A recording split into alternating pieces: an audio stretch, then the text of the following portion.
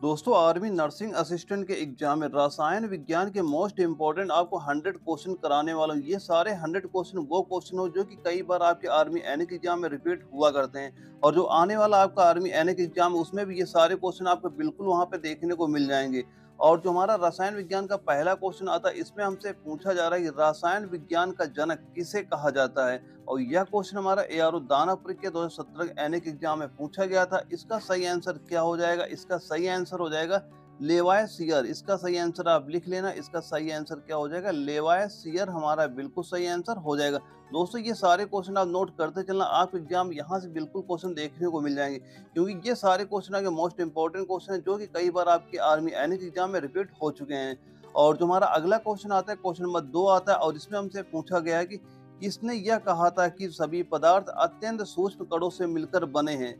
यह क्वेश्चन हमारा एआरओ आगरा के 2016 के एनिक एग्जाम में पूछा गया था। तो इसका सही आंसर क्या हो जाएगा? इसका सही आंसर हमारा कणाद बिल्कुल सही आंसर आपका हो जाएगा। दोस्तों ये सारे क्वेश्चन आप नोट करते चलना। और जो हमारा अगला क्वेश्चन आता है, क्वेश्चन नंबर 3 आता है, और इसमें हमसे पूछा जा रहा है कि पदार्थ के अत्यंत सूक्ष्म कणों को क्या कहा जाता है। और यह क्वेश्चन हमारा एआरओ अमेठी के 2015 के एनिक एग्जाम में पूछा गया था। और तो इसका सही आंसर क्या हो जाएगा? इसका सही आंसर हो जाएगा परमाणु। इसका सही आंसर क्या हो जाएगा? इसका सही आंसर हमारा हो जाएगा परमाणु, हमारा बिल्कुल सही हो जाएगा। यानी पदार्थ के अत्यंत सूक्ष्म कणों को क्या कहा जाता है, उसे क्या बोला जाता है? उसे परमाणु बोला जाता है। और जो हमारा अगला क्वेश्चन है, क्वेश्चन नंबर 4 है, इसमें हमसे पूछा जा रहा है कि वह पदार्थ जिसे गर्म करने पर ठोस से सीधे गैस में रूपांतरित हो जाता है उसे क्या कहते हैं। और यह क्वेश्चन हमारा एआरओ नागपुर के 2016 के एनिक एग्जाम में पूछा गया था। इसका सही आंसर क्या हो जाएगा? इसका सही आंसर हो जाएगा ऊर्ध्वपातन। उसे क्या बोलते हैं? उसे बोला जाता है ऊर्ध्वपातन बोलते हैं। इसका सही आंसर क्या हो जाएगा? ऊर्ध्वपातन हमारा बिल्कुल सही हो जाएगा। दोस्तों ये सारे क्वेश्चन आप नोट करते चलिएगा। और जो हमारा अगला क्वेश्चन आता है, क्वेश्चन नंबर 5 आता है, और इसमें हमसे पूछा जा रहा है कि शर्करा तथा नमक के मिश्रण को अलग करने की विधि क्या कहलाती है। और यह क्वेश्चन हमारा एआरओ बरेली के 2017 के एनिक एग्जाम में पूछा गया था। इसका सही आंसर क्या हो जाएगा? इसका सही आंसर हमारा हो जाएगा क्रिस्टलीकरण। इसका सही आंसर क्या हो जाएगा? इसका सही आंसर हमारा क्या हो जाएगा? क्रिस्टलीकरण। दोस्तों ये सारे क्वेश्चन आप नोट करते चलना। इसका सही आंसर क्या हो जाएगा? इसका सही आंसर हमारा हो जाएगा क्रिस्टलीकरण। यानी कि शर्करा तथा नमक के मिश्रण को अलग करने की विधि क्या कहलाती है? वह क्रिस्टलीकरण कहलाती है। और अगला क्वेश्चन आता है, क्वेश्चन नंबर 6 आता है, और इसमें हमसे क्या पूछा जा रहा है कि दो ठोस पदार्थ जैसे कपूर, नेप्थलीन, अमोनियम क्लोराइड तथा एंथ्रासीन को अलग करने की विधि क्या कहलाती है। तो यह विधि क्या कहलाती? यह विधि कहलाती ऊर्ध्वपातन। यह विधि क्या कहलाती? यह विधि कहलाती ऊर्ध्वपातन विधि हमारी कहलाती है। दोस्तों ये जो सारे क्वेश्चन करा रहा हूँ ना, ये सारे क्वेश्चन अगर मोस्ट इंपॉर्टेंट क्वेश्चन है, ये मान चलिएगा कि आज इस वीडियो से ना आपके कम से कम नहीं तो 20 से लेकर 24 नंबर आपके यहाँ से बिल्कुल कंफर्म होने वाले हैं। और इसके बाद जो हमारा अगला क्वेश्चन आता है, क्वेश्चन नंबर 7 आता है, और इसमें हमसे पूछा जा रहा है कि कौन सा तत्व कमरे का तापमान पर द्रव अवस्था में पाया जाता है। और यह क्वेश्चन हमारा एआरओ रांची के 2017 एनिक एग्जाम में पूछा गया था। इसका सही आंसर क्या हो जाएगा? इसका सही आंसर हमारा पारा हमारा बिल्कुल सही हो जाएगा। यानी कौन सा तत्व कमरे के तापमान पर द्रव अवस्था में पाया जाता है? कौन पाया जाता है? वह पाया जाता, पारा पाया जाता है। और अगला क्वेश्चन जो हमारा है, क्वेश्चन नंबर 8 है, इसमें हमसे पूछा जा रहा है कि द्रवों के मिश्रण को अलग करने की विधि क्या कहलाती है। और यह क्वेश्चन हमारा एआरओ मेरठ के 2016 के एनिक एग्जाम में पूछा गया था। और इसका सही आंसर क्या हो जाएगा? इसका सही आंसर हो जाएगा हमारा आसवन विधि। यानी कौन सी विधि कहलाती है? वह विधि का नाम क्या हो जाएगा? आसवन विधि हमारा बिल्कुल सही आंसर इसका हो जाएगा। यानी कि द्रव के मिश्रण को अलग करने की विधि क्या कहलाती है? वह क्या कहलाएगी? वह आसवन विधि कहलाती है। दोस्तों ये सारे क्वेश्चन नोट करते चलना। और अगला क्वेश्चन हमारा आता है, क्वेश्चन नंबर 9 आता है, इसमें हमसे क्या पूछा जा रहा है कि एक ऐसी अभिक्रिया जिसमें ऑक्सीकरण और अवकरण एक साथ होते हैं उसे क्या कहते हैं। और यह क्वेश्चन हमारा एआरओ बनारस के 2015 के एनिक एग्जाम में पूछा गया था। इसका सही आंसर क्या हो जाएगा? इसका सही आंसर हमारा क्या हो जाएगा? रेडॉक्स अभिक्रिया। इसका सही आंसर क्या हो जाएगा? इसका सही आंसर हो जाएगा हमारा रेडॉक्स अभिक्रिया, हमारा बिल्कुल सही हो जाएगा। यानी एक ऐसी अभिक्रिया जिसमें ऑक्सीकरण और अवकरण एक साथ होते हैं उसे क्या कहते हैं? उसे बोलते हैं रेडॉक्स अभिक्रिया बोला जाता है। ये सारे क्वेश्चन नोट करते चलिएगा। और अगला क्वेश्चन हमारा आता है, क्वेश्चन नंबर 10 आता है, और इसमें हमसे पूछा जा रहा है कि नाइट्रोजन की खोज किस वैज्ञानिक ने की थी। और यह क्वेश्चन हमारा एआरओ भोपाल के 2015 के एनिक एग्जाम में पूछा गया था। तो इसका सही आंसर क्या हो जाएगा? इसका सही आंसर हमारा हो जाएगा रदरफोर्ड। इसका सही आंसर क्या हो जाएगा? इसका सही आंसर हमारा हो जाएगा रदरफोर्ड। यानी कि नाइट्रोजन की खोज किसने की थी? नाइट्रोजन की खोज किसने की थी? वह रदरफोर्ड ने इसकी खोज की थी। और इसके बाद जो अगला क्वेश्चन हमारा आता है, क्वेश्चन नंबर 11 आता है, और इसमें हमसे क्या पूछा जा रहा है? इसमें पूछा जा रहा है कि पीवीसी का पूर्ण रूप क्या है? यानी पीवीसी का पूर्ण रूप क्या है? तो पीवीसी का पूर्ण रूप क्या हो जाएगा? पीवीसी का पूर्ण रूप क्या हो जाएगा? वह हो जाएगा पॉली, इसका सही आंसर आप लिख लेना, इसका सही आंसर क्या हो जाएगा? पॉली विनाइल और क्लोराइड। इसका सही आंसर क्या हो जाएगा? Polyvinyl chloride. ये हमारा बिल्कुल सही आंसर आपका हो जाएगा। दोस्तों ये सारे क्वेश्चन आपके मोस्ट इंपोर्टेंट क्वेश्चन है। ये सारे क्वेश्चन आपके किसी न किसी आर्मी एनएक एग्जाम में आ चुके हैं और आगे वाले एग्जाम में बिल्कुल आने की पूरी संभावना है यहाँ की। और इसके बाद जो हमारा अगला क्वेश्चन आता है, क्वेश्चन नंबर 12 आता है, इसमें हमसे पूछा जा रहा है कि क्रोमाइड किस तत्व का अयस्क है? यानी जो क्रोमाइड है यह किस तत्व का अयस्क है? तो इसका सही आंसर क्या हो जाएगा? इसका सही आंसर हमारा हो जाएगा क्रोमियम। इसका सही आंसर क्या हो जाएगा? इसका सही आंसर आप लिख लेना, क्रोमियम हमारा बिल्कुल सही आंसर हो जाएगा। यानी क्रोमाइड किस तत्व का अयस्क है? तो क्रोमाइड किस तत्व का अयस्क हो जाएगा? वह क्रोमियम हमारा बिल्कुल सही हो जाएगा। और अगला क्वेश्चन आता है, क्वेश्चन नंबर 13 आता है, और इसमें हमसे पूछा जा रहा है कि किसी पदार्थ की मात्रा की मौलिक इकाई को क्या कहा जाता है? और यह क्वेश्चन हमारा एआरओ लखनऊ के 2012 के एनएक एग्जाम में पूछा गया था। तो इसका सही आंसर क्या हो जाएगा? इसका सही आंसर हमारा हो जाएगा मोल। इसका सही आंसर अब क्या हो जाएगा? मोल हमारा बिल्कुल सही हो जाएगा। यानी किसी पदार्थ की मात्रा की मौलिक इकाई को क्या कहा जाता है? क्या कहा जाता है? उसे मोल कहा जाता है। और अगला क्वेश्चन हमारा आता है, क्वेश्चन नंबर 14 आता है, और इसमें हमसे पूछा जा रहा है कि कौन सा पदार्थ कांच का हरा रंग प्रदान करता है? और यह क्वेश्चन हमारा एआरओ अमेठी के 2016 के एनएक एग्जाम में पूछा गया था। तो इसका सही आंसर क्या हो जाएगा? इसका सही आंसर हमारा हो जाएगा क्रोमियम ऑक्साइड। इसका सही आंसर क्या हो जाएगा? इसका सही आंसर हमारा क्रोमियम ऑक्साइड। इसका सही आंसर क्या हो जाएगा? क्रोमियम ऑक्साइड हमारा बिल्कुल सही हो जाएगा। यानी कौन सा पदार्थ कांच का हरा रंग प्रदान करता है? क्रोमियम ऑक्साइड इसका हरा रंग प्रदान करता है। और अगला क्वेश्चन हमारा आता है, क्वेश्चन नंबर 15 आता है, और इसमें हमसे पूछा जा रहा है कि एक अम्ल नीले लिटमस को किस रंग में बदल देता है? तो इसका सही आंसर क्या हो जाएगा? इसका सही आंसर हमारा हो जाएगा लाल। इसका सही आंसर क्या हो जाएगा? इसका सही आंसर हमारा लाल बिल्कुल सही हो जाएगा। यानी एक अम्ल नीले लिटमस को किस रंग में बदल देता है? तो वो लाल रंग में बदल देता है। दोस्तों ये सारे क्वेश्चन मोस्ट इंपोर्टेंट क्वेश्चन, आप पेन और कॉपी लेके बैठना और ये सारे क्वेश्चन नोट करते चलना। और जो हमारा अगला क्वेश्चन आता है, क्वेश्चन नंबर 16 आता है, इसमें हमसे पूछा जा रहा है कि वातावरण में होने पर किस गैस की पहचान उसकी गंध से की जा सकती है? और यह क्वेश्चन हमारा एआरओ ग्वालियर के 2016 के एनएक एग्जाम में पूछा गया था। तो इसका सही आंसर क्या हो जाएगा? इसका सही आंसर हमारा क्या हो जाएगा? इसका सही आंसर सल्फर डाई ऑक्साइड। इसका सही आंसर क्या हो जाएगा? सल्फर डाई ऑक्साइड हमारा बिल्कुल सही हो जाएगा। यानी वातावरण में होने पर किस गैस की पहचान उसकी गंध से की जा सकती है? तो सल्फर डाई ऑक्साइड जो गैस है उसकी गंध से पहचान की जा सकती है। और अगला क्वेश्चन हमारा आता है, क्वेश्चन नंबर 17 आता है, और इसमें हमसे पूछा जा रहा है कि मोटर वाहनों के धुएं में कौन सी खतरनाक गैस मौजूद होती है? और यह क्वेश्चन हमारा एआरओ बंगलोर के 2017 एनएक एग्जाम में पूछा गया था। इसका सही आंसर क्या हो जाएगा? इसका सही आंसर हो जाएगा कार्बन मोनोऑक्साइड। इसका सही आंसर क्या हो जाएगा हमारा? इसका सही आंसर हो जाएगा कार्बन मोनो और ऑक्साइड। इसका सही आंसर क्या हो जाएगा? कार्बन मोनो ऑक्साइड हमारा बिल्कुल सही हो जाएगा। यानी मोटर वाहनों के धुएं में कौन सी खतरनाक गैस मौजूद होती है? कार्बन मोनोऑक्साइड इसमें खतरनाक गैस मौजूद होती है। और अगला क्वेश्चन आता है, क्वेश्चन नंबर 18 आता है, इसमें हमसे पूछा जा रहा है विलयन में से विलेय को विभक्त करने की विधि को क्या कहते हैं? और यह क्वेश्चन एआरओ पिथौरागढ़ के 2017 एनएक एग्जाम में पूछा गया था। और इसका सही आंसर क्या हो जाएगा? इसका सही आंसर हो जाएगा वाष्पीकरण। इसका सही आंसर क्या हो जाएगा? इसका सही आंसर हमारा वाष्पीकरण हमारा बिल्कुल सही हो जाएगा। यानी विलयन में से विलेय को विभक्त करने की विधि को क्या कहते हैं? उसे बोलते हैं वाष्पीकरण बोला जाता है। और अगला क्वेश्चन लिखिएगा, अगला क्वेश्चन हमारा क्वेश्चन 19 आता है, इसमें पूछा जा रहा है कि बॉक्साइट किस तत्व का अयस्क है? और यह क्वेश्चन हमारा एआरओ आसाम के 2017 एनएक एग्जाम में पूछा गया था। इसका सही आंसर क्या हो जाएगा? इसका सही आंसर हमारा हो जाएगा एल्यूमिनियम। इसका सही आंसर क्या हो जाएगा? इसका सही आंसर हो जाएगा एल्यूमिनियम। इसका सही आंसर क्या हो जाएगा? एल्यूमिनियम हमारा बिल्कुल सही हो जाएगा।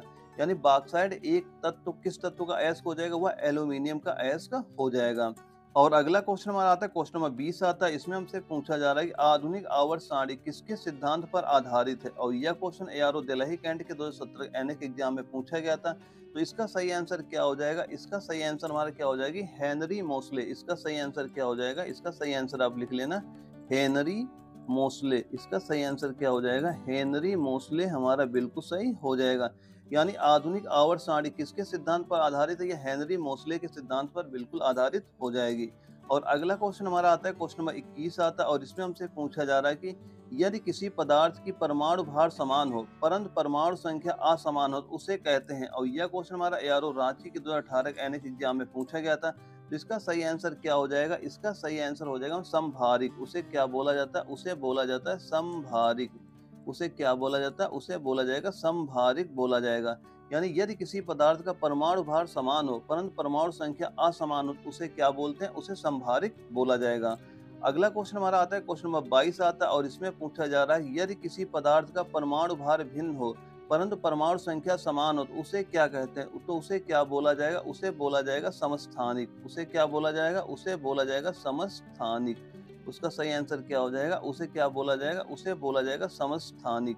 यानी यदि किसी पदार्थ का परमाणु भार भिन्न हो परंतु उसका जो परमाणु संख्या समान हो तो उसे क्या बोलेंगे? उसे समस्थानिक बोला जाएगा।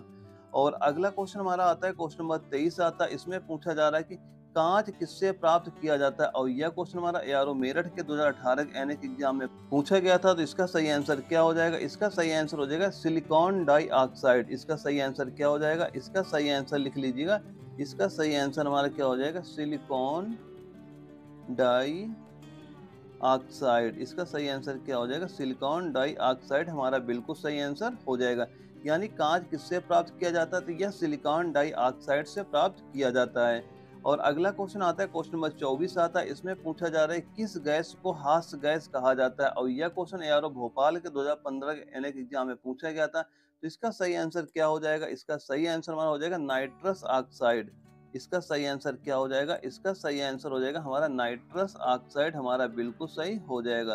यानी इसका सही आंसर क्या हो जाएगा? नाइट्रस ऑक्साइड हमारा बिल्कुल सही हो जाएगा। यानी हास्य गैस किस गैस को कहा जाता है? नाइट्रस ऑक्साइड को कहा जाता है।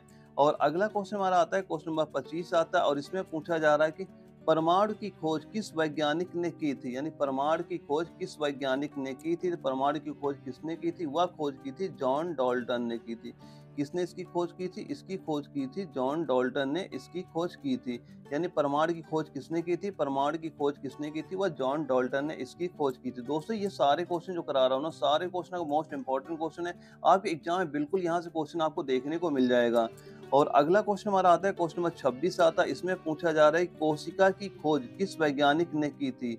और यह क्वेश्चन हमारा एआरओ जबलपुर के 2015 के एनएक एग्जाम में पूछा गया था। इसका सही आंसर क्या हो जाएगा? इसका सही आंसर हमारा हो जाएगा रॉबर्ट हुक। इसका सही आंसर क्या हो जाएगा? रॉबर्ट हुक हमारा बिल्कुल सही हो जाएगा। यानी कोशिका की खोज किस वैज्ञानिक ने की थी? तो रॉबर्ट हुक ने इसकी खोज की थी।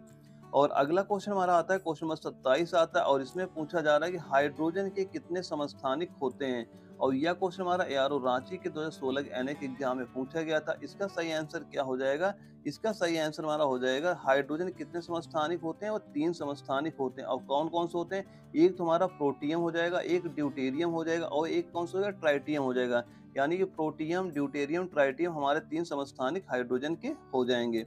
और जो अगला क्वेश्चन हमारा आता है, क्वेश्चन नंबर 28 आता है। इसमें क्या पूछा जा रहा है कि परमाणु के नाभिक में क्या पाया जाता है? और यह क्वेश्चन हमारा एआरओ आगरा के 2015 के एनएक एग्जाम में पूछा गया था।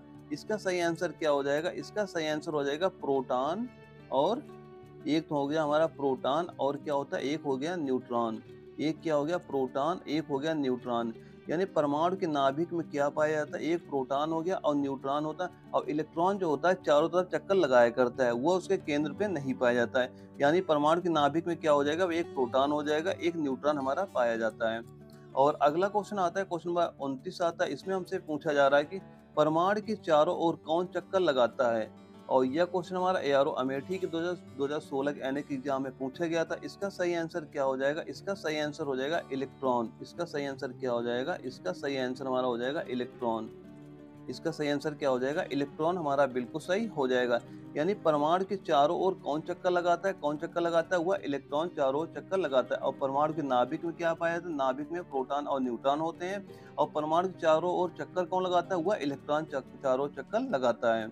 और अगला क्वेश्चन हमारा आता है, क्वेश्चन नंबर 30 आता है। इसमें हमसे क्या पूछ रहा है कि प्राकृतिक रबर किसका बहुलक होता है? और यह क्वेश्चन हमारा एआरओ नागपुर के 2015 के एनएक एग्जाम में पूछा गया था। इसका सही आंसर क्या हो जाएगा? इसका सही आंसर हो जाएगा आइसोप्रीन। इसका सही आंसर क्या हो जाएगा? इसका सही आंसर लिख लेना। इसका सही आंसर हो जाएगा आइसोप्रीन, हमारा बिल्कुल सही हो जाएगा। यानी प्राकृतिक रबर किसका बहुलक होता है? किसका बहुलक हो जाएगा? यह आइसोप्रीन का बहुलक हो जाएगा। और अगला क्वेश्चन हमारा आता है, क्वेश्चन नंबर 31 आता है। इसमें पूछा जा रहा है कि नमक का रासायनिक नाम क्या है? और यह क्वेश्चन हमारा एआरओ दानापुर के 2015 एनएक एग्जाम में पूछा गया था। तो इसका सही आंसर क्या हो जाएगा? इसका सही आंसर हो जाएगा सोडियम क्लोराइड। इसका सही आंसर क्या हो जाएगा? इसका सही आंसर हो जाएगा सोडियम क्लोराइड। इसका सही आंसर क्या हो जाएगा? Sodium chloride. और यहीं पे पूछ लिया इसका रासायनिक नाम, मतलब संकेत कैसे लिखा जाता है? यह हो जाएगा NaCl, ऐसे इसका संकेत हो जाएगा। यानी नमक का रासायनिक नाम क्या हो जाएगा? सोडियम क्लोराइड, हमारा बिल्कुल सही हो जाएगा। और अगला क्वेश्चन हमारा आता है, क्वेश्चन नंबर 32 आता है। इसमें पूछा जा रहा है किस तापमान पर पानी का सापेक्षिक घनत्व सर्वाधिक होता है? और यह क्वेश्चन हमारा एआरओ लखनऊ के 2016 के एनएक एग्जाम में पूछा गया था। इसका सही आंसर क्या हो जाएगा? इसका सही आंसर हो जाएगा 4 डिग्री सेल्सियस। इसका सही आंसर क्या हो जाएगा? 4 डिग्री सेल्सियस, हमारा बिल्कुल सही हो जाएगा। यानी किस तापमान पर पानी का सापेक्षिक घनत्व सर्वाधिक होता है? किस तापमान पे होता है? वह 4 डिग्री सेल्सियस पे होता है। और जो अगला क्वेश्चन हमारा आता है, क्वेश्चन नंबर हमारा 33 आता है। इसमें पूछा जा रहा है कि तांबा एवं जिंक के मिश्र धातु को क्या कहा जाता है? और यह क्वेश्चन हमारा एआरओ भोपाल के 2018 के एनएक एग्जाम में पूछा गया था। तो इसका सही आंसर क्या हो जाएगा? इसका सही आंसर लिख लेना। इसका सही आंसर क्या हो जाएगा? पीतल, हमारा बिल्कुल सही हो जाएगा। यानी तांबा एवं जिंक के मिश्र धातु को क्या कहा जाता है? मिश्र धातु क्या कहा जाता है? वह पीतल कहा जाता है। और अगला क्वेश्चन हमारा आता है, क्वेश्चन नंबर 34 आता है। इसमें पूछा जा रहा है कि ठोस कार्बन डाइऑक्साइड को साधारणतः क्या कहा जाता है? इसका सही आंसर क्या हो जाएगा? इसका सही आंसर हो जाएगा शुष्क बर्फ। यानी इसका सही आंसर क्या हो जाएगा? इसका सही आंसर हो जाएगा शुष्क बर्फ। इसका सही आंसर क्या हो जाएगा? शुष्क बर्फ, हमारा बिल्कुल सही हो जाएगा। यानी क्या बोलते हैं? ड्राई आइस बोला जाता है। क्या बोला जाता है? ड्राई आइस बोला जाता है इसे। और अगला क्वेश्चन हमारा आता है, क्वेश्चन नंबर 35 आता है। इसमें पूछा जा रहा है कि लोहे में जंग लगना किस अभिक्रिया का परिणाम होता है? और यह क्वेश्चन हमारा एआरओ आगरा के 2017 एनएक एग्जाम में पूछा गया था। तो इसका सही आंसर क्या हो जाएगा? इसका सही आंसर हो जाएगा ऑक्सीकरण अभिक्रिया। इसका सही आंसर क्या हो जाएगा? ऑक्सीकरण अभिक्रिया। इसका सही आंसर क्या हो जाएगा? ऑक्सीकरण अभिक्रिया, हमारा बिल्कुल सही हो जाएगा। यानी लोहे पे जंग लगना किस अभिक्रिया का परिणाम होता है? या ऑक्सीकरण अभिक्रिया का परिणाम होता है। और अगला क्वेश्चन आता है, क्वेश्चन नंबर 36 आता है। इसमें पूछा जा रहा है कि पदार्थ की चौथी अवस्था को क्या कहा जाता है? और यह क्वेश्चन हमारा एआरओ रांची के 2018 के एनएक एग्जाम में पूछा गया था। और इसका सही आंसर क्या हो जाएगा? इसका सही आंसर हो जाएगा प्लाज्मा। क्या कहा जाता है? वह बोला जाता है प्लाज्मा कहा जाता है। यानी पदार्थ की चौथी अवस्था को क्या कहा जाता है? उसे क्या कहा जाता है? प्लाज्मा कहा जाता है। और अगला क्वेश्चन हमारा आता है, क्वेश्चन नंबर 37 आता है। इसमें हमसे पूछा जा रहा है कि एक निश्चित तापमान पर द्रव का ठोस में रूपांतरण क्या कहलाता है? और यह क्वेश्चन हमारा एआरओ भोपाल के 2015 एनएक एग्जाम में पूछा गया था। तो इसका सही आंसर क्या हो जाएगा? इसका सही आंसर हमारा क्या हो जाएगा? हिमीकरण। इसका सही आंसर क्या होगा? इसका सही आंसर लिख लीजिए, हिमीकरण, हमारा बिल्कुल सही हो जाएगा। दोस्तों, ये सारे क्वेश्चन नोट करते चलना, आपके एग्जाम में ऐसे क्वेश्चन वहां पे देखने को मिल जाएंगे। और अगला क्वेश्चन हमारा आता है, क्वेश्चन नंबर 38 आता है। इसमें पूछा जा रहा है कि जब बर्फ पानी में तैरता है तो इसके आयतन का कितना हिस्सा पानी में तैरता है? और यह क्वेश्चन हमारा एआरओ जबलपुर के 2016 के एनएक एग्जाम में पूछा गया था। इसका सही आंसर क्या हो जाएगा? इसका सही आंसर हो जाएगा 1/10। यानी कि 10, अगर टोटल इसके 10 भाग हैं तो 10 में क्या होगा? हमारा केवल एक ही भाग ऐसा होता है जो कि हमें ऊपर दिखाई पड़ता है। यानी जब बर्फ पानी में तैरता है, इसके आयतन का कितना हिस्सा पानी में तैरता है? 1/10 भाग इसका पानी में तैरता है। और अगला क्वेश्चन हमारा जो आता है, क्वेश्चन नंबर 39 आता है। इसमें हमसे पूछा जा रहा है कि तरल पदार्थों के आपेक्षिक घनत्व को किसके द्वारा मापा जाता है? और यह क्वेश्चन हमारा एआरओ अहमदनगर के 2015 के एनएक एग्जाम में पूछा गया था। तो इसका सही आंसर क्या हो जाएगा? इसका सही आंसर हमारा हो जाएगा हाइड्रोमीटर। इसका सही आंसर क्या हो जाएगा? इसका सही आंसर हो जाएगा हाइड्रोमीटर, हमारा बिल्कुल सही आंसर हो जाएगा। यानी कि तरल पदार्थ की आपेक्षिक घनत्व किसके द्वारा मापा जाता है? वो हाइड्रोमीटर के द्वारा क्या किया जाता है? मापा जाता है। और अगला क्वेश्चन जो हमारा आता है, क्वेश्चन नंबर 40 आता है। इसमें पूछा जा रहा है कि पदार्थ की किस अवस्था में उसका आकार और आयतन दोनों निश्चित होते हैं? और यह क्वेश्चन हमारा एआरओ जयपुर के 2017 एनएक एग्जाम में पूछा गया था। इसका सही आंसर क्या हो जाएगा? इसका सही आंसर हो जाएगा ठोस। इसका सही आंसर क्या होगा? ठोस, हमारा बिल्कुल सही हो जाएगा। यानी पदार्थ की किस अवस्था में उसका आकार और आयतन दोनों निश्चित होते हैं, वह ठोस अवस्था होती है। और अगला क्वेश्चन हमारा आता है, क्वेश्चन नंबर 41 आता है, और इसमें हमसे क्या पूछा जा रहा है, किसके मिश्रण के कारण एलपीजी गैस में दुर्गंध आती है। तो इसका सही आंसर क्या हो जाएगा, इसका सही आंसर हो जाएगा हमारा इथाइल मरकेप्टन। इसका सही आंसर क्या हो जाएगा, इसका सही आंसर हो जाएगा इथाइल और मरकेप्टन। और क्या हो जाएगा, मर कैप्टन। इसका सही आंसर क्या हो जाएगा, इथाइल मरकेप्टन। यानी किसके मिश्रण के कारण एलपीजी गैस में दुर्गंध आती है, तो इथाइल मरकेप्टन के कारण क्या आती है, दुर्गंध आती है गैस में। और जो अगला क्वेश्चन हमारा आता है, क्वेश्चन नंबर 42 आता है, इसमें पूछा जा रहा है 0 डिग्री सेल्सियस कितने केल्विन के बराबर होता है। और यह क्वेश्चन हमारा यारो ग्वालियर के 2017 यानी कि एग्जाम में पूछा गया था। तो इसका सही आंसर क्या हो जाएगा, इसका सही आंसर हो जाएगा 273 केल्विन। इसका सही आंसर क्या हो जाएगा, 273 केल्विन के बराबर होता है। यानी 0 डिग्री सेल्सियस कितने केल्विन के बराबर होता है, तो यह 273 केल्विन के बराबर हो जाएगा। दोस्तों ये सारे क्वेश्चन आपके मोस्ट इंपोर्टेंट क्वेश्चन है। ये सारे क्वेश्चन आप जब भी एग्जाम देने जाना, ये सारे क्वेश्चन रट के जाना, बिल्कुल आपके एग्जाम में यहाँ से क्वेश्चन आपको देखने को मिल जाएंगे।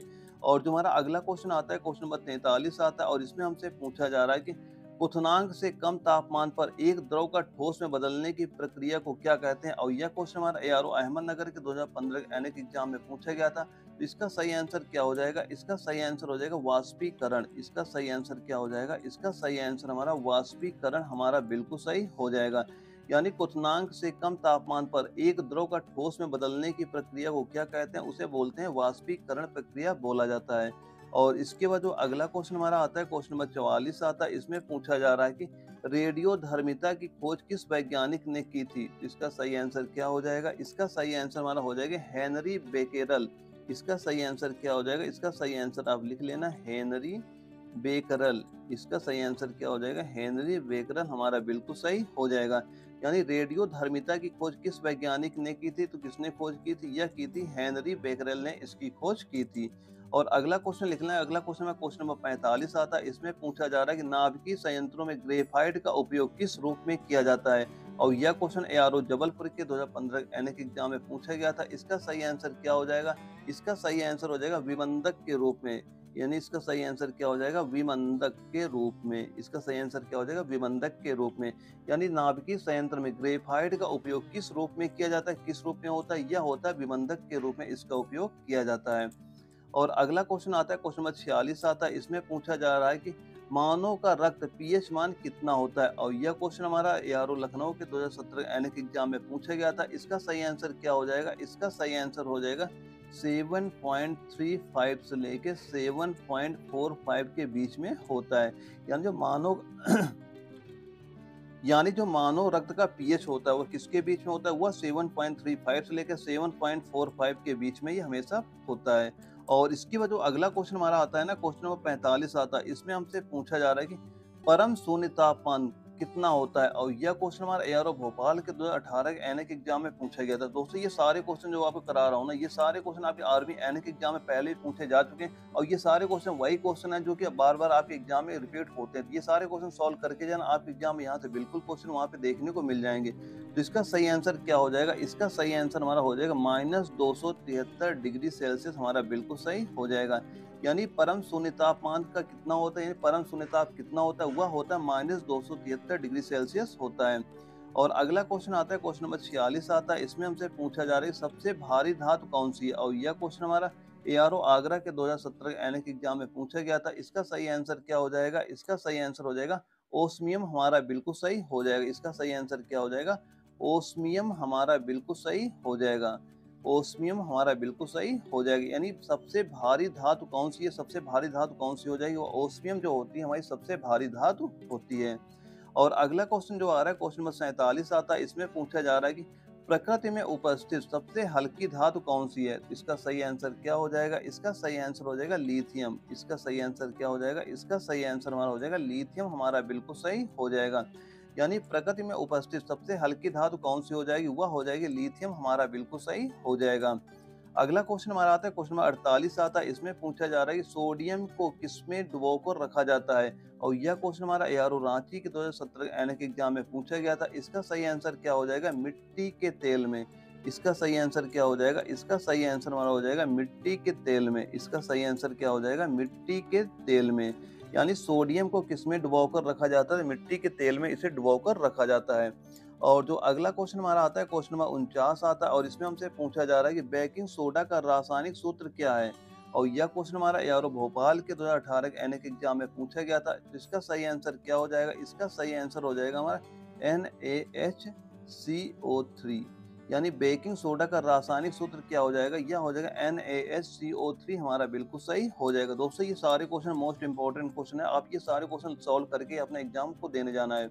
और अगला क्वेश्चन हमारा आता है, क्वेश्चन नंबर 50 आता है और इसमें हमसे पूछा जा रहा है कि रक्तस्राव को रोकने के लिए आमतौर पर किस एल्यूमिनियम लवण का प्रयोग किया जाता है? और यह क्वेश्चन हमारा एआरओ रांची के 2015 के एनएक एग्जाम में पूछा गया था। तो इसका सही आंसर क्या हो जाएगा? इसका सही आंसर हमारा हो जाएगा पोटास एलम। इसका सही आंसर क्या हो जाएगा? पोटास एलम, हमारा बिल्कुल सही आंसर इसका हो जाएगा। और इसके बाद हमारा अगला क्वेश्चन आता है, अगला क्वेश्चन हमारा आता है क्वेश्चन नंबर 51 आता है और इसमें हमसे पूछा जा रहा है किस तत्व का भविष्य का धातु कहा जाता है? तो इसका सही आंसर क्या हो जाएगा? इसका सही आंसर हो जाएगा टाइटेनियम। इसका सही आंसर क्या हो जाएगा? टाइटेनियम। इसका सही आंसर क्या हो जाएगा? टाइटेनियम, हमारा बिल्कुल सही आंसर हो जाएगा। यानी किस तत्व को भविष्य का धातु कहा जाता है? तो टाइटेनियम को भविष्य का धातु कहा जाता है। और अगला क्वेश्चन हमारा आता है, क्वेश्चन नंबर 52 आता है और इसमें हमसे पूछा जा रहा है किस तत्व को, सबसे नहीं यहाँ पे लिख लेना सफेद, सफेद स्वर्ण कहा जाता है। यानी किस तत्व को सफेद स्वर्ण कहा जाता है?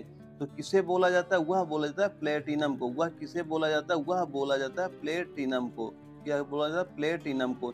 यानी किस तत्व को सफेद स्वर्ण कहा जाता है? सफेद स्वर्ण किसे बोला जाता है? वह प्लेटिनम को सफेद स्वर्ण बोला जाता है। और अगला क्वेश्चन हमारा आता है, क्वेश्चन नंबर 53 आता है और इसमें हमसे पूछा जा रहा है कि बेकिंग सोडा का रासायनिक नाम क्या है? और यह क्वेश्चन हमारा एआरओ लखनऊ के 2015 के एनएक एग्जाम में पूछा गया था।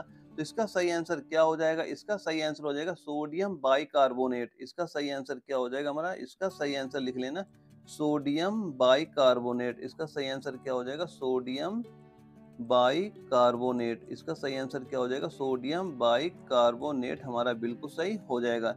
यानी बेकिंग सोडा का रासायनिक नाम क्या होता है? सोडियम बाइकार्बोनेट, इसका क्या हो जाएगा? रासायनिक नाम हो जाएगा।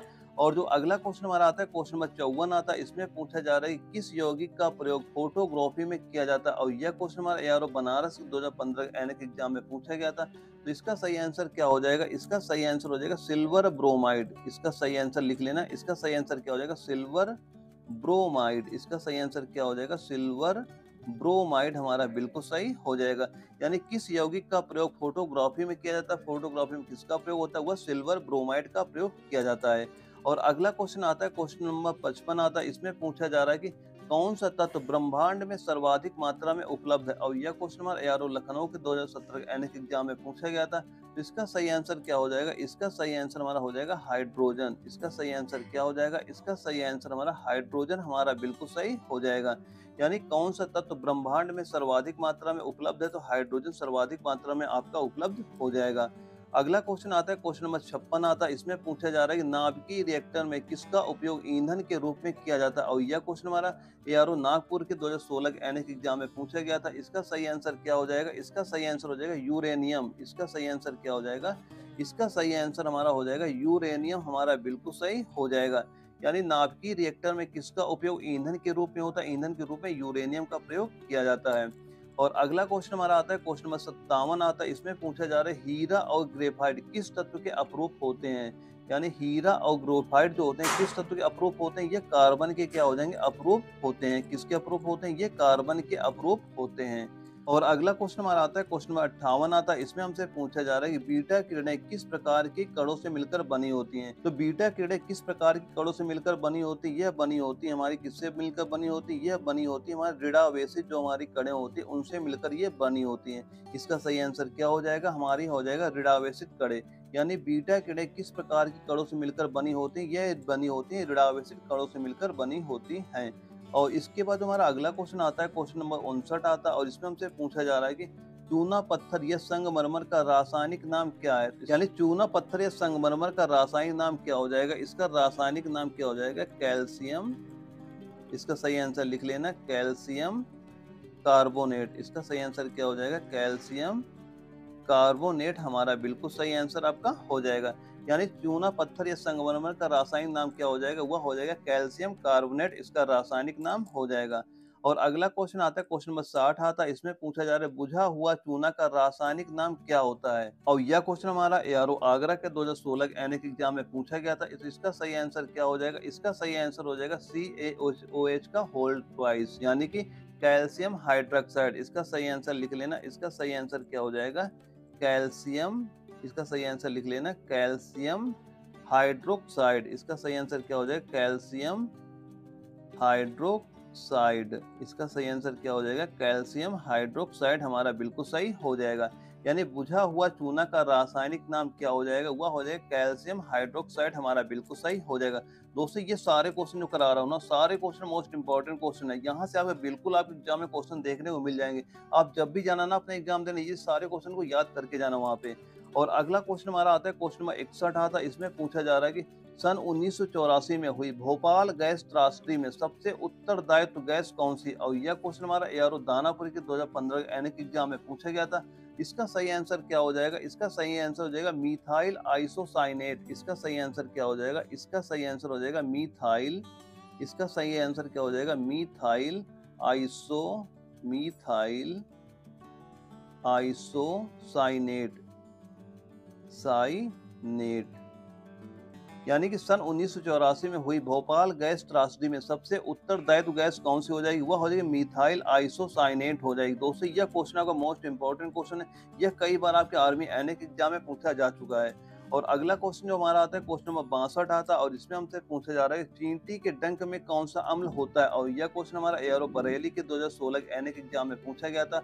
इसका सही आंसर क्या हो जाएगा, इसका सही आंसर हो जाएगा फार्मिक एसिड। इसका सही आंसर क्या हो जाएगा, इसका सही आंसर हमारा हो जाएगा फार्मिक एसिड। इसका सही आंसर क्या हो जाएगा, फार्मिक एसिड। अभी दोस्तों जो अभी ये एग्जाम होगा जीडी चल रहा है ना, जीडी वाले एग्जाम अभी ये 18 अप्रैल को क्वेश्चन आया था। यानी चींटी के डंक में कौन सा अम्ल होता है, उसका सही आंसर आपका फार्मिक एसिड ही होता है दोस्तों। क्योंकि आर्मी एनएक एग्जाम में क्या होता है, कई बार क्वेश्चन रिपीट होते हैं। यानी कोई भी आर्मी का एग्जाम हो, सारे क्वेश्चन रिपीटेड क्वेश्चन आपके बहुत बार वहाँ पे पूछे जाते हैं। और इसके बाद हमारा अगला क्वेश्चन आता है, क्वेश्चन नंबर 63 आता है। और इसमें हमसे पूछा जा रहा है कि क्षारीय विलयन का पीएच मान कितना होता है। और यह क्वेश्चन हमारा एआरओ भोपाल के 2018 के एनएक एग्जाम में पूछा गया था। इसका सही आंसर क्या हो जाएगा, इसका सही आंसर हो जाएगा 7 से अधिक। इसका सही आंसर क्या हो जाएगा, 7 से अधिक हमारा बिल्कुल सही हो जाएगा। यानी कि क्षारीय विलयन का पीएच मान कितना होता है, इसका मान कितना होता है, 7 से अधिक हमारा बिल्कुल सही हो जाएगा। और जो अगला क्वेश्चन हमारा आता है, क्वेश्चन नंबर 64 आता है। इसमें हमसे पूछा जा रहा है कि अम्लीय विलयन का पीएच मान कितना होता है। यानी अम्लीय विलयन का पीएच मान कितना होता है, इसका सही आंसर क्या हो जाएगा, 7 से कम। इसका सही आंसर क्या हो जाएगा, 7 से कम हमारा बिल्कुल सही हो जाएगा। दोस्तों ये दोनों क्वेश्चन आपके कई बार आपके आर्मी एनएक एग्जाम में पूछे जा चुके हैं। यानी अम्लीय विलयन का पीएच मान क्या होता है, 7 से कम होता है। अगर क्षारीय विलयन का पीएच मान कितना होता है, वह 7 से अधिक हो जाएगा। और अगला क्वेश्चन हमारा जो आता है, क्वेश्चन नंबर 65 आता है। इसमें हमसे पूछा जा रहा है कि उदासीन विलयन का पीएच मान कितना होता है। यानी उदासीन विलयन का पीएच मान कितना होता है, वो कितना हो जाएगा, वह हो जाएगा 7। यानी न 7 से ज्यादा न 7 से कम, एकदम फिक्स 7। उदासीन विलयन का पीएच मान कितना हो जाएगा, वह हो जाएगा 7, हमारा बिल्कुल सही हो जाएगा। और अगला क्वेश्चन हमारा आता है, क्वेश्चन नंबर 66 आता है। इसमें पूछा जा रहा है कि फोटोग्राफी में किस अम्ल का प्रयोग किया जाता है। और यह क्वेश्चन हमारा एआरओ मऊ के 2017 एनएक एग्जाम में पूछा गया था। तो इसका सही आंसर क्या हो जाएगा, इसका सही आंसर हो जाएगा आर्गजेलिक अम्ल। यानी किस अम्ल का प्रयोग होता है, तो किस अम्ल का प्रयोग हो जाएगा, वह हो जाएगा हमारा आर्गजेलिक अम्ल का प्रयोग किया जाता है। यानी किस अम्ल का प्रयोग होता है, वह आर्गजेलिक अम्ल का प्रयोग किया जाता है यहाँ पे। और अगला क्वेश्चन जो आता है हमारा, क्वेश्चन नंबर 67 आता है। इसमें हमसे पूछा जा रहा है कि अम्ल वर्षा के लिए प्रमुख उत्तरदायी गैस कौन सी है। और यह क्वेश्चन हमारा एआरओ रांची के 2016 के एनएक एग्जाम में पूछा गया था। तो इसका सही आंसर क्या हो जाएगा, इसका सही आंसर हो जाएगा सल्फर डाइऑक्साइड और नाइट्रोजन डाइऑक्साइड। इसका सही आंसर क्या हो जाएगा, एक तुम्हारा क्या हो जाएगा सल्फर, एक हो जाएगा सल्फर डाई ऑक्साइड, एक क्या हो जाएगा सल्फर डाइऑक्साइड, और दूसरा क्या हो जाएगा, दूसरा हो जाएगा हमारा नाइट्रोजन। दूसरा एक और लिख लेना, नाइट्रोजन डाइऑक्साइड। यानी कि अम्ल वर्षा के लिए प्रमुख उत्तरदायी कौन सी हो जाएगी, एक तो हो जाएगी सल्फर डाइऑक्साइड और दूसरी हो जाएगी नाइट्रोजन डाइऑक्साइड। ये दोनों हो जाती है उत्तरदायी गैस हो जाती है अम्ल वर्षा के लिए। और जो इसके बाद अगला क्वेश्चन आता है, क्वेश्चन नंबर 68 आता है। इसमें हमसे पूछा जा रहा है भारी जल का खोज किसने की थी। यानी जो हमारी भारी जल है, भारी जल का खोज किसने की थी, इसकी खोज किसने की थी, इसकी खोज की थी एच, इसका आंसर लिख लेना एच सी यूरे, एच सी यूरे लिख लेना। यानी भारी जल की खोज किसने की थी? इसकी खोज किसने की थी? इसकी खोज की थी एच.सी. यूरे ने इसकी खोज की थी। यानी भारी जल की खोज किसने की थी? एच.सी. यूरे ने भारी जल की खोज की थी।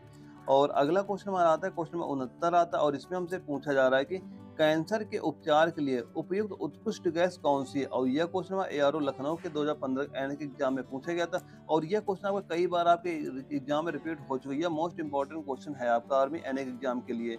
और इसका सही आंसर क्या हो जाएगा? इसका सही आंसर हो जाएगा हमारा रेडॉन। इसका सही आंसर क्या हो जाएगा? इसका सही आंसर क्या हो जाएगा? रेडॉन हमारा बिल्कुल सही हो जाएगा।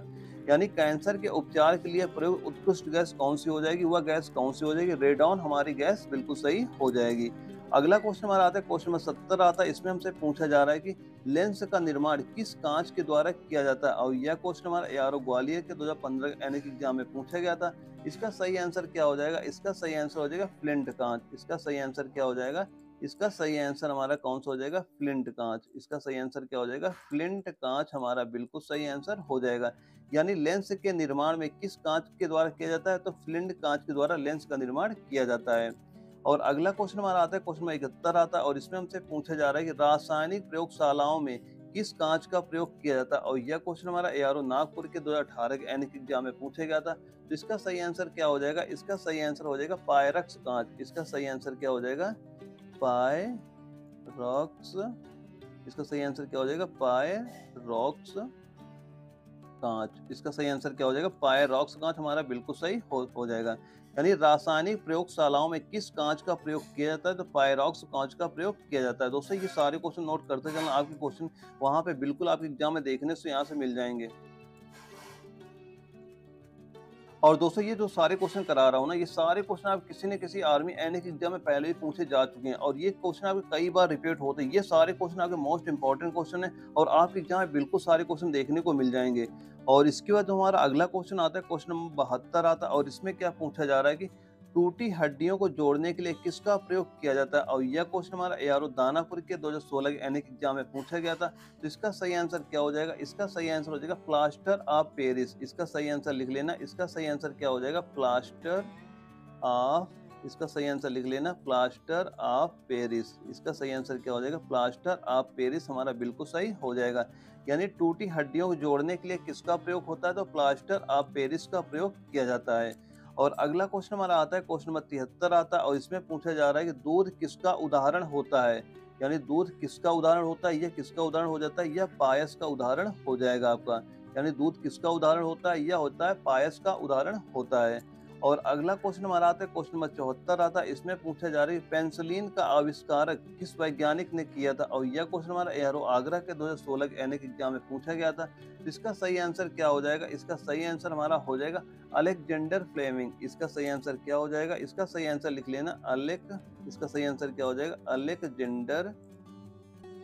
इसका सही आंसर लिख लेना अलेक्जेंडर फ्लेमिंग। इसका सही आंसर क्या हो जाएगा? Alexander Fleming. इसका सही आंसर क्या हो जाएगा? Alexander Fleming. यानी पेनिसिलिन का आविष्कार किस वैज्ञानिक ने किया था? किस वैज्ञानिक ने किया था? अलेक्जेंडर फ्लेमिंग ने इसका आविष्कार किया था। और अगला क्वेश्चन हमारा आता है, क्वेश्चन नंबर 75 आता है और इसमें हमसे पूछा जा रहा है कि पृथ्वी की ऊपरी सतह से ओजोन परत भी कहते हैं, यह हमारी पृथ्वी को किससे बचाती है? और यह क्वेश्चन हमारा एआरओ भोपाल के 2015 एनए के एग्जाम में पूछा गया था। इसका सही आंसर क्या हो जाएगा? यह किससे बचाती है? यह बचाती है किससे? पराबैंगनी किरणों से। किससे बचाती है? यह बचाती है हमें पराबैंगनी। ये किससे बचाती है? यह बचाती है हमारा पराबैंगनी किरणों से। हमारी क्या करती है? सुरक्षा करती है। किससे सुरक्षा करती है? पराबैंगनी किरणों से। यानी पृथ्वी की ऊपरी सतह से ओजोन परत भी कहते हैं, यह हमारी पृथ्वी को किससे बचाती है? पराबैंगनी किरणों से हमारी पृथ्वी को बचाती है। और अगला क्वेश्चन आता है, क्वेश्चन नंबर 76 आता है। इसमें पूछा जा रहा है वाटर गैस किसका मिश्रण होता है?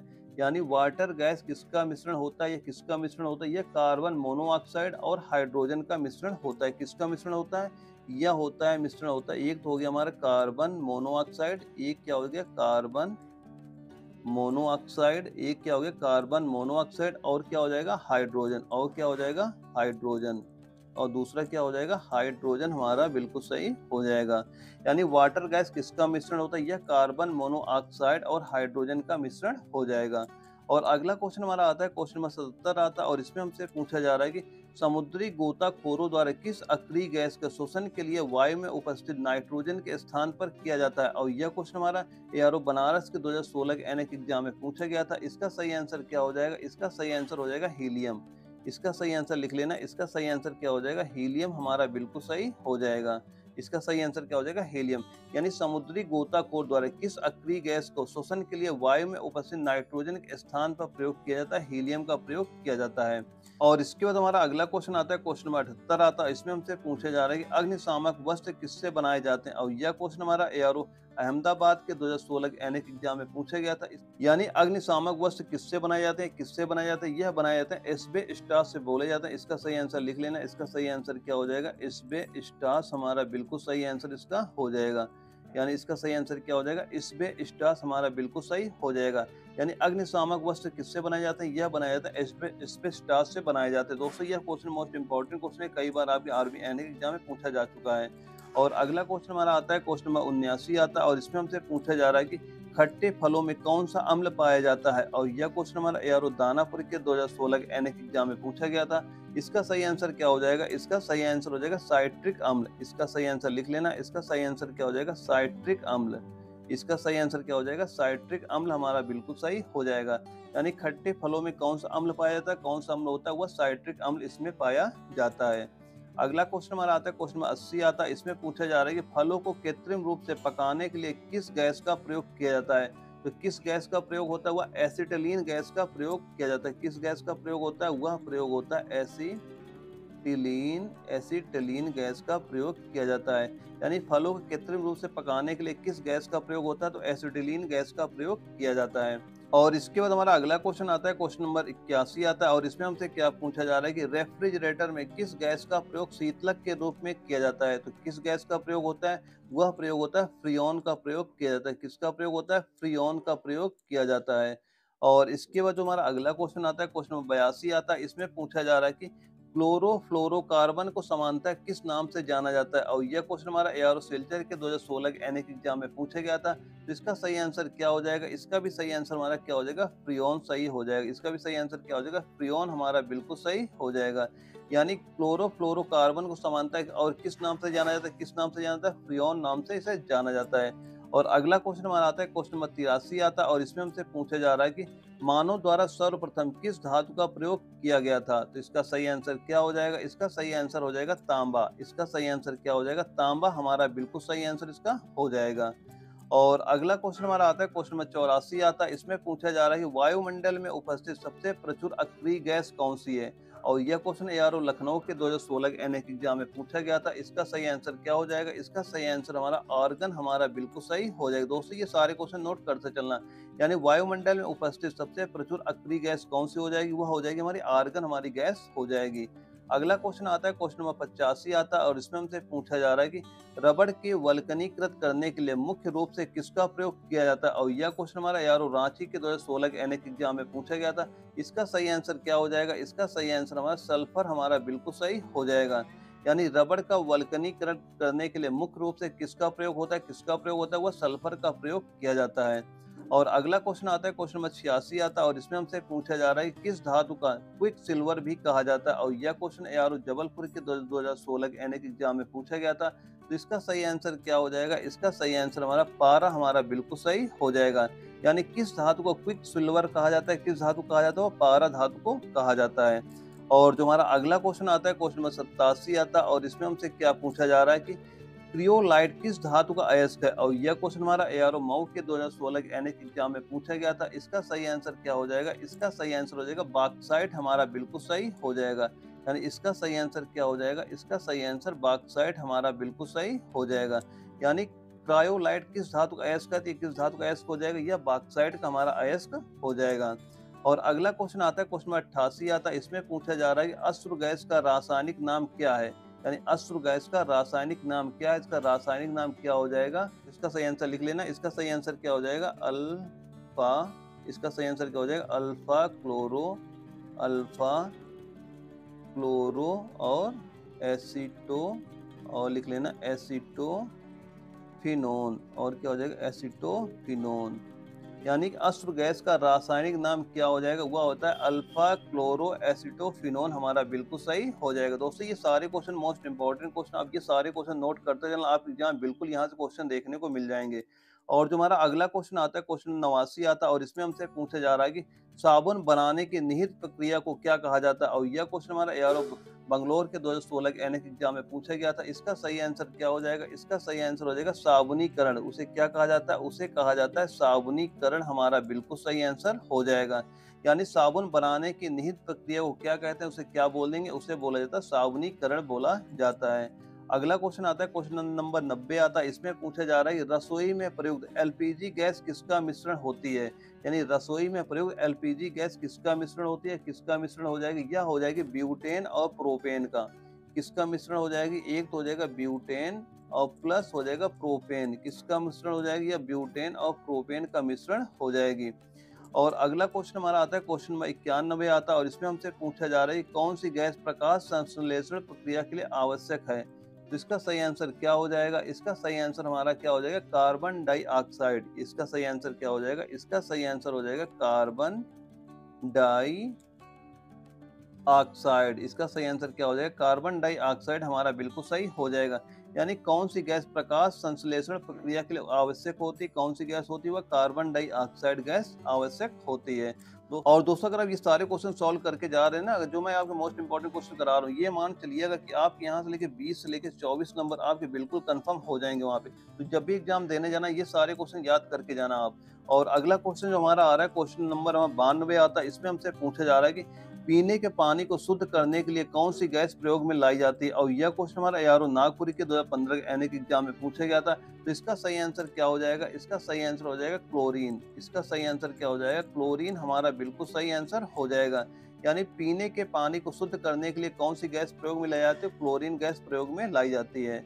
और अगला क्वेश्चन आता है क्वेश्चन नंबर 93 आता है, इसमें पूछा जा रहा है कि ज्वालामुखी पर्वतों से मुख्य रूप से कौन सी गैस निकलती है। और यह क्वेश्चन हमारा एआरओ बरेली के 2015 एनएक एग्जाम में पूछा गया था। इसका सही आंसर क्या हो जाएगा, इसका सही आंसर हमारा सल्फर डाइऑक्साइड, हमारा बिल्कुल सही हो जाएगा। इसका सही आंसर क्या हो जाएगा, सल्फर डाइऑक्साइड। इसका सही आंसर क्या हो जाएगा, सल्फर डाइऑक्साइड, हमारा बिल्कुल सही हो जाएगा। यानी ज्वालामुखी पर्वतों से मुख्य रूप से कौन सी गैस निकलती है, सल्फर डाइऑक्साइड गैस मुख्य रूप से वहां से निकलती है। और अगला क्वेश्चन जो आता है क्वेश्चन नंबर 94 आता है, इसमें पूछा जा रहा है प्लास्टर ऑफ पेरिस किससे बनता है। यानी प्लास्टर ऑफ पेरिस किससे बनता है, किससे बनता है, यह बनता है जिप्सम से। यह किससे बनता है, यह बनता है जिप्सम से, हमारा बिल्कुल सही आंसर हो जाएगा। यानी प्लास्टर ऑफ पेरिस किससे बनता है, यह बनता है जिप्सम से बनता है, यानी जिप्सम, हमारा बिल्कुल सही हो जाएगा। और इसके बाद जो अगला क्वेश्चन आता है हमारा क्वेश्चन नंबर 95 आता है, और इसमें क्या पूछा जा रहा है, इसमें हमसे पूछा जा रहा है कि प्याज को काटने और छीलने पर किसकी विद्यमानता के कारण आंखों में पानी आ जाता है। तो इसका सही आंसर क्या हो जाएगा, इसका सही आंसर हो जाएगा सल्फर। इसका सही आंसर क्या हो जाएगा, इसका सही आंसर हमारा हो जाएगा सल्फर, हमारा बिल्कुल सही हो जाएगा। यानी प्याज को काटने और छीलने पर किसकी विद्यमानता के कारण आंखों में पानी आ जाता है, तो सल्फर के कारण क्या होता है, हमारी आंखों में पानी आ जाता है। और अगला क्वेश्चन हमारा आता है क्वेश्चन नंबर 96 आता है, और इसमें हमसे पूछा जा रहा है कि मधुमक्खी को दंश में एक अम्ल छूटता है जिसके कारण दर्द और जलन होती, वह अंतक्षेपित अम्ल कौन सा होता है। और यह क्वेश्चन हमारा एआरओ भोपाल के 2015 एनएक एग्जाम में पूछा गया था। इसका सही आंसर क्या हो जाएगा, इसका सही आंसर हो जाएगा हमारा मेथेनोइक अम्ल। इसका सही आंसर क्या हो जाएगा, इसका सही आंसर आप लिख लेना, मेथेनोइक। इसका सही आंसर क्या हो जाएगा, मेथेनोइक अम्ल। यानी मधुमक्खी के डंक में एक अम्ल छूटता है जिसके कारण दर्द और जलन होती, वह अंचेपित अम्ल कौन सा होता है, वह होता है हमारा मेथेनोइक अम्ल, बिल्कुल सही हमारा हो जाएगा। और अगला क्वेश्चन हमारा आता है क्वेश्चन नंबर 97 आता है, और इसमें हमसे पूछा जा रहा है कि यदि क्लोरोफॉर्म को सूर्य के प्रकाश में वायुमंडल में खुला छोड़ दिया जाए तो वह कौन से विषैले गैस में रूपांतरित हो जाएगा। और यह क्वेश्चन हमारा एआरओ नागपुर के 2016 के एनएक एग्जाम में पूछा गया था। इसका सही आंसर क्या हो जाएगा, इसका सही आंसर हमारा क्या हो जाएगा, फास्टीन, हमारा बिल्कुल सही हो जाएगा। इसका सही आंसर क्या हो जाएगा, फास्टीन, हमारा बिल्कुल सही हो जाएगा। यानी यदि क्लोरोफॉर्म को सूर्य के प्रकाश में वायुमंडल में खुला छोड़ दिया जाए तो वह कौन सी विषैले गैस में रूपांतरित हो जाएगा, वह फास्टीन में रूपांतरित हो जाएगी। और अगला क्वेश्चन हमारा आता है क्वेश्चन नंबर 98 आता है, और इसमें पूछा जा रहा है कि कठोर पानी को उबालकर या उसमें कैल्शियम हाइड्रोक्साइड मिलाकर उसे मृदु जल बनाने की प्रक्रिया को क्या कहते हैं। और यह क्वेश्चन एआरओ सिल्चर के 2015 के एनएक एग्जाम में पूछा गया था। इसका सही आंसर क्या हो जाएगा, इसका सही आंसर हो जाएगा क्लार्क की प्रक्रिया। इसका सही आंसर क्या हो जाएगा? इसका सही आंसर लिख लेना क्लार्क की प्रक्रिया, यानी सही आंसर क्या हो जाएगा? कौन सी प्रक्रिया हो जाएगी? यह हो जाएगी क्लार्क की प्रक्रिया, हमारा बिल्कुल सही हो जाएगा। यानी कठोर पानी को उबाल कर या उसमें कैल्शियम हाइड्रोक्साइड मिलाकर उसे मृत जल बनाने की प्रक्रिया को क्या कहते हैं? उसे बोलते हैं क्लार्क की प्रक्रिया बोला जाता है। और अगला क्वेश्चन हमारा आता है, क्वेश्चन नंबर 99 आता है, और इसमें हमसे पूछा जा रहा है कि किसके द्वारा जीवाश्म और पुरातात्विक अवशेषों की आयु का निर्धारण किया जाता है? और यह क्वेश्चन हमारा एआरओ अमेठी की 2016 के एनएक एग्जाम में पूछा गया था। इसका सही आंसर क्या हो जाएगा? इसका सही आंसर लिख लेना कि रेडियो सक्रिय कार्बन डेटिंग के द्वारा। इसका सही आंसर क्या हो जाएगा? इसका सही आंसर लिख लीजिए। इसका सही आंसर क्या हो जाएगा? रेडियो रेडियो सक्रिय रेडियो सक्रिय कार्बन, इसका सही आंसर लिख लेना रेडियो सक्रिय कार्बन डेटिंग कार्बन डेटिंग। यानी किसके द्वारा जीवाश्म और पुरातात्विक अवशेषों की आयु का निर्धारण होता है? तो वह रेडियो सक्रिय कार्बन डेटिंग के द्वारा उनकी आयु का निर्धारण होता है। और जो हमारा अगला क्वेश्चन आता है, क्वेश्चन नंबर 100 आता है, और इसमें हमसे पूछा जा रहा है कि अंतरिक्ष यानों में ईंधन को जमने से बचाने के लिए किसका प्रयोग किया जाता है? और यह क्वेश्चन हमारा एआरओ आगरा के 2018 के एनएक एग्जाम में पूछा गया था। यह क्वेश्चन आपका मोस्ट इंपॉर्टेंट क्वेश्चन है। ये कई बार आपके आर्मी एनएक एग्जाम में रिपीट हो चुका है। तो इसका सही आंसर क्या हो जाएगा? इसका सही आंसर हो जाएगा ग्लाइकोल, हमारा बिल्कुल सही हो जाता है। इसका सही आंसर क्या हो जाएगा? ग्लाइकोल, हमारा बिल्कुल सही आंसर आपका हो जाएगा। दोस्तों, अभी तक मैंने आपको 100 ऐसे मोस्ट इंपॉर्टेंट क्वेश्चन कराए। अगर आप ये सारे क्वेश्चन तैयार करके जानते हैं ना, ये मान चलिए कि आपके 20 से लेकर 24 नंबर आपके बिल्कुल कंफर्म होने वाले हैं। और दोस्तों, अगर आपको ये वीडियो अच्छी लगी तो वीडियो को लाइक करना, अगर आप चैनल पहली बार आए चैनल सब्सक्राइब करना, ताकि आगे चल के आपको इस तरह की वीडियो मिलते रहें। ओके दोस्तों, मिलते हैं अगले वीडियो में, तब तक के लिए जय हिंद, वंदे मातरम।